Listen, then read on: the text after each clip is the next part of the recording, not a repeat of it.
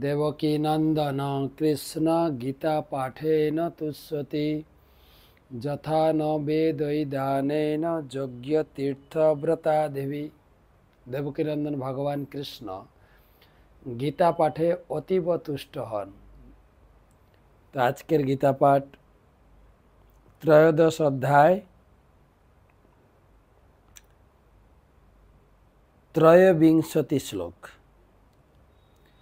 उपद्रष्टा अनुमंता च भर्ता भोक्ता महेश्वर परमात्मेति चापुक्त देहस्मिन् पुरुष पर। এই দেহে আরেকজন পরম পুরুষ রয়েছেন, যিনি হচ্ছেন উপদ্রষ্টা, অনুমন্তা, ভর্তা, ভোক্তা ও মহেশ্বর। তাকে পরমাত্মাও বলা হয়।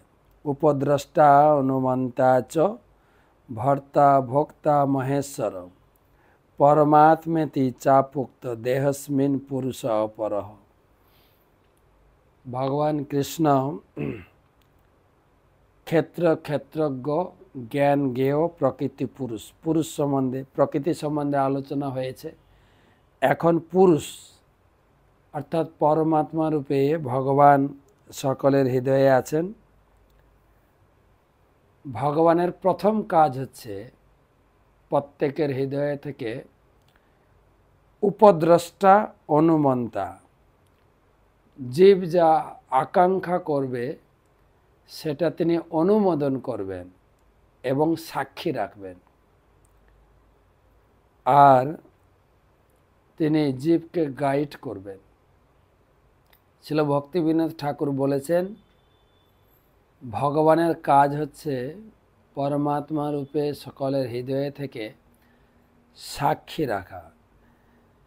কিন্তু ভক্তের হৃদয়ে ভগবান থাকেন, বিশ্রাম গ্রহণ করেন, কোনো সাক্ষীর দরকার নেই। তিনি গান গেয়েছেন যে তোমার হৃদয়ে সদা গোবিন্দ বিশ্রাম। হে বৈষ্ণব ঠাকুর, আপনার হৃদয়ে গোবিন্দ বিশ্রাম নিচ্ছেন। গোবিন্দের কোনো সাক্ষীর প্রয়োজন নেই বৈষ্ণবের হৃদয়ে। কেন বৈষ্ণব দীক্ষার সময় 4টা পাপ কর্ম করবেন না বলে গুরুদেবের কাছে প্রতিশ্রুতিবদ্ধ।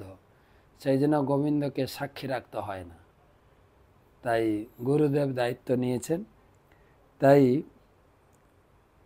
সহজ কথায় ভগবান সকলের হৃদয়ে আছেন সাক্ষী রূপে। খুব সাবধান থাকতে হবে। আমার প্রত্যেকটি ভালো কর্ম, প্রত্যেকটি খারাপ কর্ম সব সাক্ষী হয়ে থাকছে ভগবানের রেকর্ডে।